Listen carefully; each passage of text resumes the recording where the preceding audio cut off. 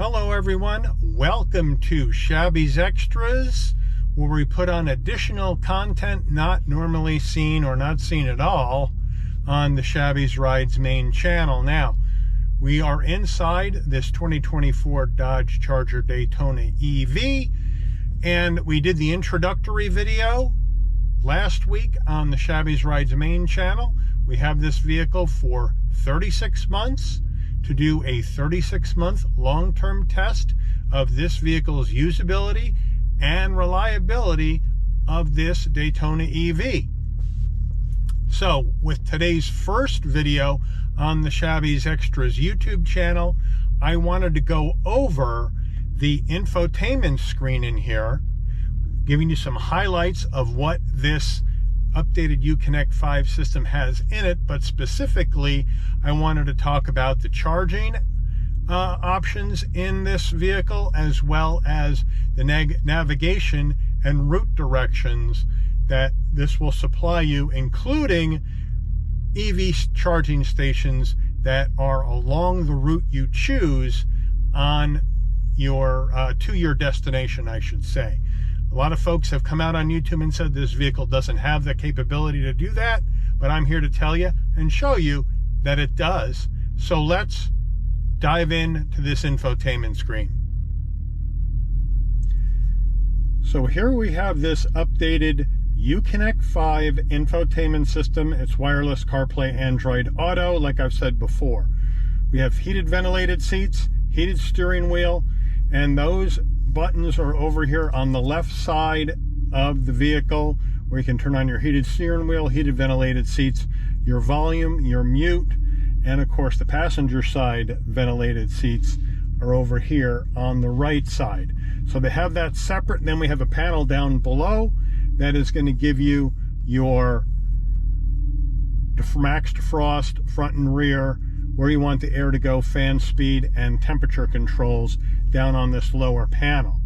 Now, I tend not even to touch this lower panel because once I have everything set the way I want it, it really doesn't make sense to keep changing it.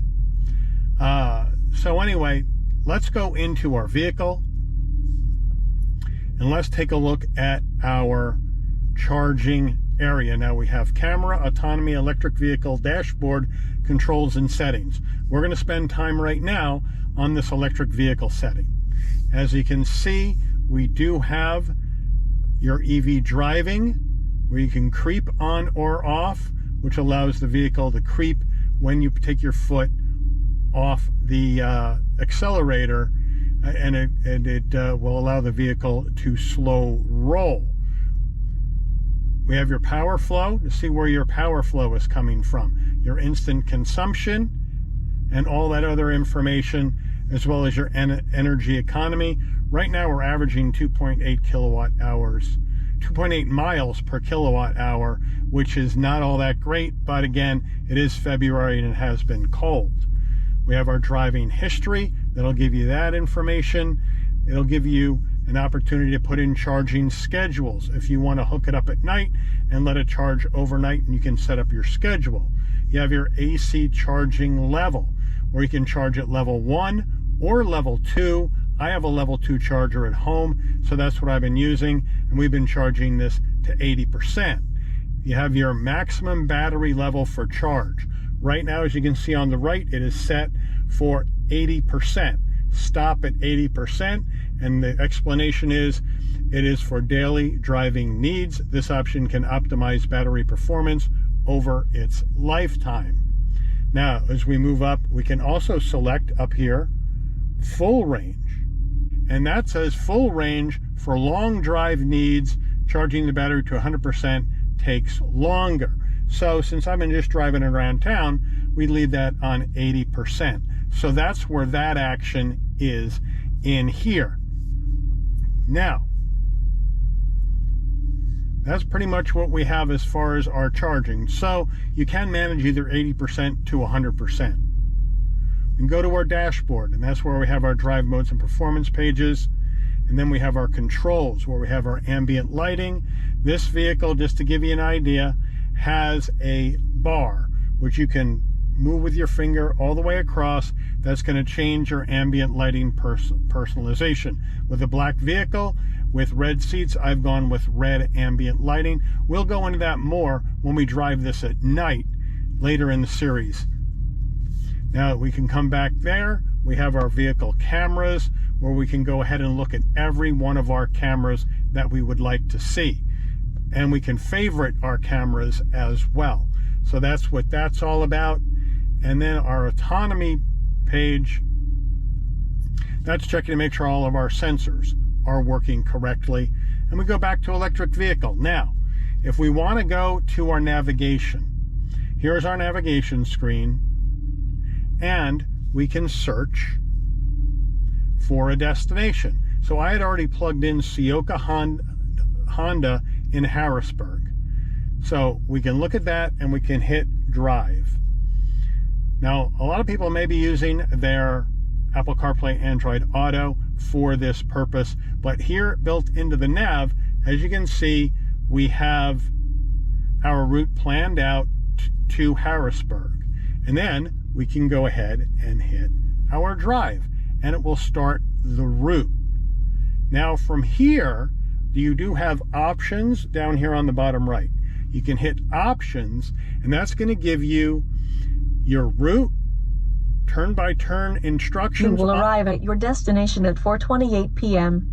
Thank you. See, it even tells me your turn-by-turn instructions on or off, avoid road types, avoid part of the route, report speed traps, and then you have your general settings. But from here, let's say I want to take a look at available parking, available food, but I also can take a look at available charging stations that are along my route when I'm driving to Harrisburg in case I need to charge.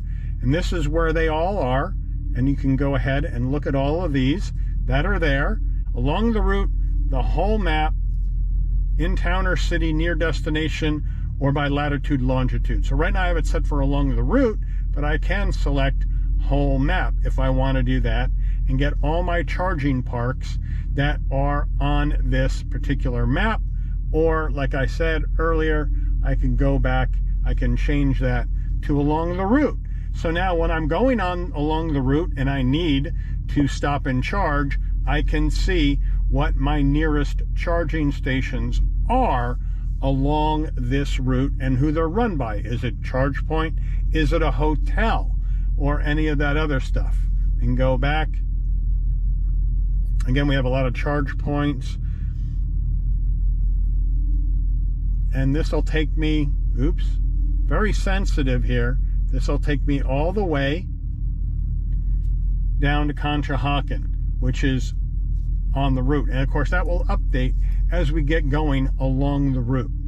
So that's how that works. So that is in there, which is your along the route charging stations, and again, parking, as well as your available food stops along the way. When you're done, you just have to hit end route. Do you want to end your route? End route, and then we're back to the general map. So those are a couple areas. And now if we're on our general map and we're not on a route at all, I can hit the plug and it will give me my charging areas here in my local area.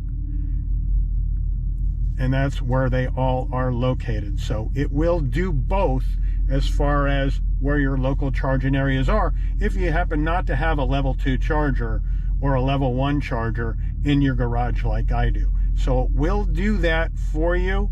And also, you have your CarPlay over here on the left. My phone is hooked up, so I can go to my CarPlay and boom, it just comes right up. It hooks up beautifully and it stays up. It doesn't drop. So it does a really good job with this wireless CarPlay Android Auto in this system. So we're going to leave this video here. I'm going to try make these videos less than 10 minutes each. We're going to leave this update here, the first Shabby's Extras update on this Charger Daytona EV with those simple functions. If you would like to see other functions in this infotainment screen, please let me know. But stay tuned next week when we go ahead and check out our ambient lighting and take this Charger Daytona EV on a nighttime drive. And until then, if you enjoyed this video, please consider giving it a like. Please also consider subscribing and turn on that notification bell so you'll never miss another Shabby's Extras video. And I'll see all of you on the rebound. Take care, everyone.